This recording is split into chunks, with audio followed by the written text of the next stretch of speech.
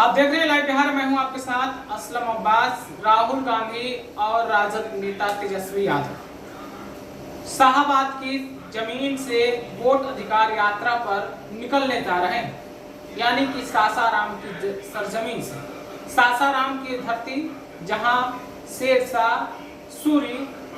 का ऐतिहासिक मकबरा भी मौजूद है।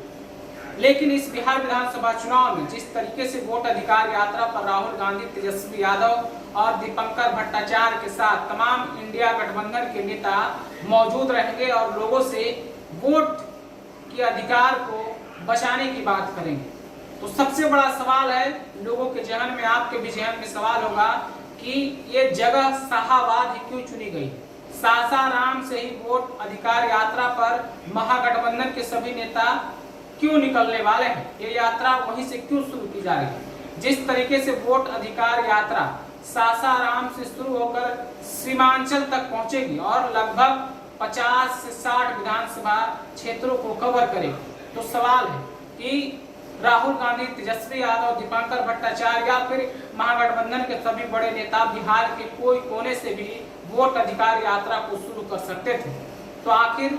सासाराम की जमीन को ही क्यों चुना है, शाहबाद के क्षेत्र को ही क्यों चुना है, ये सवाल है। और इस सवाल में एनडीए के लिए बहुत बड़ी चुनौती भी है, यानी कि भाजपा और नीतीश कुमार के लिए भी भारी चुनौती है।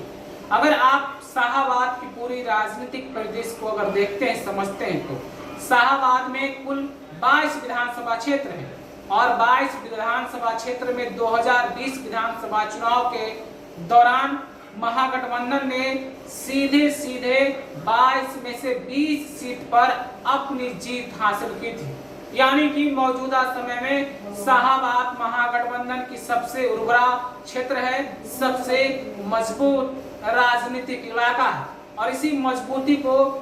कहीं भी खिसकने नहीं देना चाहता है महागठबंधन, यानी कि अपने मजबूत किला से इस शुरुआत किया जाता है। और शाहबाद महागठबंधन में भी सबसे मजबूत किला भाकपा माले का रहा है, खास करके 2020 विधानसभा चुनाव के जो परिणाम आ रहे हैं उसके अनुसार तो यही कहा जा रहा है। और यही वो वजह है कि राहुल गांधी, तेजस्वी यादव और दीपंकर भट्टाचार्य ने वोट अधिकार यात्रा को शुरू करने के लिए शाहबाद की जमीन को चुना है, सासाराम की जगह को तलाश किया है। अब सासाराम की जब बात करें, मजबूती की बात करें, 2020 विधानसभा का जो परिणाम आया, 22 में से 20 सीट पर क्लीन चिट महागठबंधन की तरफ से, और यही क्लीन चिट 2024 में भी नजर आया, यानी कि 2024 लोकसभा चुनाव में जब लहर एनडीए और महागठबंधन की चल रही थी बिहार में, यानी कि आमने सामने की लड़ाई एनडीए बनाम महागठबंधन थी, तो पूरे शाहबाद में महागठबंधन ने क्लीन स्वीप कर दिया था, यानी कि एनडीए का खाता भी नहीं खुला, यानी कि भोजपुर की जो लोकसभा क्षेत्र में आरा, बक्सर, सासाराम या फिर आप काराकाट को देखिए, ये 4 लोकसभा क्षेत्र हैं जो शाहबाद के इलाके में आते हैं और ये चारों सीट पर महागठबंधन समर्थित प्रत्याशी की जीत हुई। अकेले भाकपा माले जो 2 लोकसभा सीटों पर चुनाव जीतने में सफल रही, वो यही शाहबाद का इलाका है। तो शाहबाद का जो जमीन है वो भाकपा माले की मजबूत गढ़ के साथ साथ महागठबंधन का भी मजबूत गढ़ है और इसी मजबूत गढ़ को बचाने के इरादे से कहीं खिसक नहीं जाए, आगे पीछे नहीं हो जाए, उसी को ध्यान में रखते हुए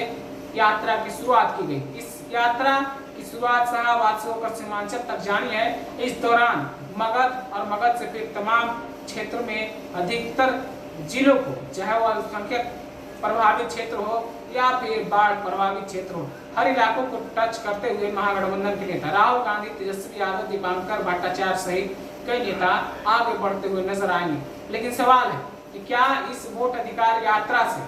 क्या महागठबंधन की समस्याएं खत्म हो जाएगी? क्या महागठबंधन के अंदर जो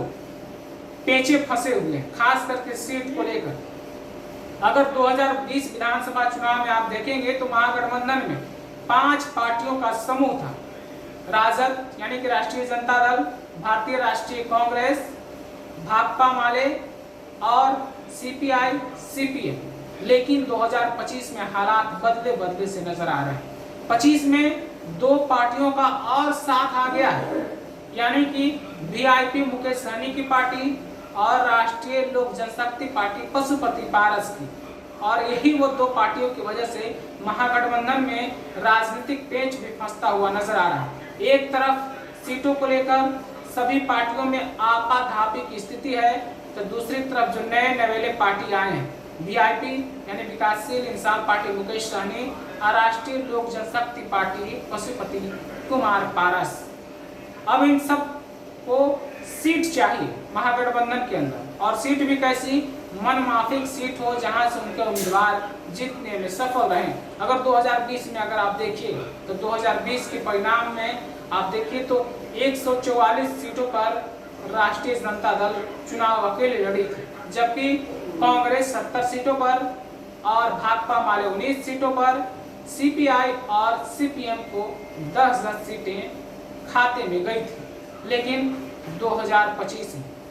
दो अलग से पार्टी शामिल हुए हैं और ये राष्ट्रीय जनता दल के लिए, महागठबंधन के लिए सबसे बड़ी परेशानी का सबब है कि आखिर इन दो पार्टियों को सीटें कहां से मिली। क्योंकि पिछले चुनाव में जिस तरीके से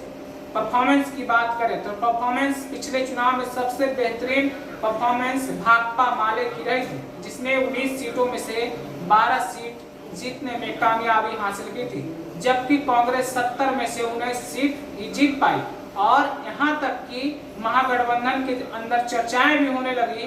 कि अगर कांग्रेस को कम सीटें दी जाती तो शायद तेजस्वी यादव 2020 में मुख्यमंत्री बन जाते, यानी कि कांग्रेस के खराब प्रदर्शन के कारण ही तेजस्वी मुख्यमंत्री बनने से पीछे रह गए थे। लेकिन 2025 में कांग्रेस जो है 70 से कम सीटों पर आने के लिए दिख नहीं रही है, क्योंकि जिस तरीके से वोट अधिकार यात्रा के दौरान राहुल गांधी हर विधानसभा क्षेत्र में दौरा करें, राजनीति की बातें करें, तो उनकी पार्टी की तरफ से एक पॉलिटिकल दबाव है कि जो सीटें 2020 में मिली थी उस सीट से कम पर तो कोई समझौता ही नहीं हो सकता, यानी कि 70 सीट। तो दूसरी तरफ भाकपा माले ने जिस तरीके से प्रदर्शन 2020 में की थी, अब ये राजनीतिक रूप से महागठबंधन के अंदर दबाव है कि भाकपा माले को इस बार 19 से अधिक सीटें दी जाए, और ऐसी चर्चाएं भी हैं कि उन्हें अधिक सीट मिल सकती है। लेकिन मुकेश सहनी और पशुपति कुमार पारस ने महागठबंधन में सीट को लेकर मामला कुछ ऐसा फंसा दिया है कि राजद और महागठबंधन थिंक टैंक में परेशानी का सबब बना हुआ है। मुकेश सहनी तो बजाते 60 सीटों की दावेदारी करती है, तो पशुपति कुमार पारस ने भी जीतने वाली सीटों की मांग रखी है। हालांकि पशुपति कुमार पारस को लेकर आधिकारिक रूप से अभी तक ऐलान नहीं हुआ है, लेकिन पशुपति कुमार पारस की पार्टी महागठबंधन के साथ 2025 में चुनावी मैदान में होगी, ये आप निश्चित समझिए।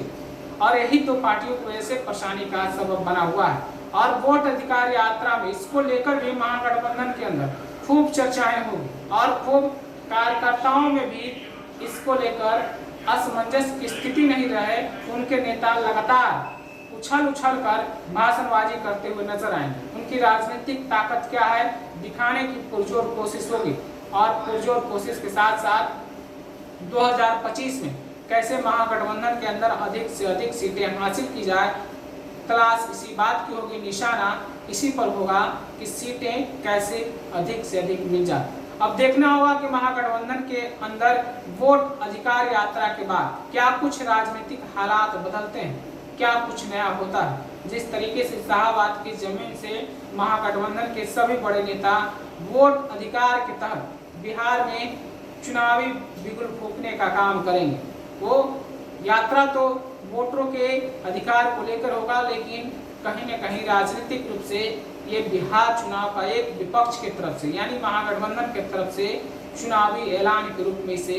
देखा जा रहा है। फिलहाल आप अपनी राय क्या रखते हैं वोट अधिकार यात्रा के बारे में, शाहबाद के बारे में और महागठबंधन में सीटों को लेकर, आप हमें कमेंट में जरूर बताइएगा। आपका बहुत बहुत शुक्रिया।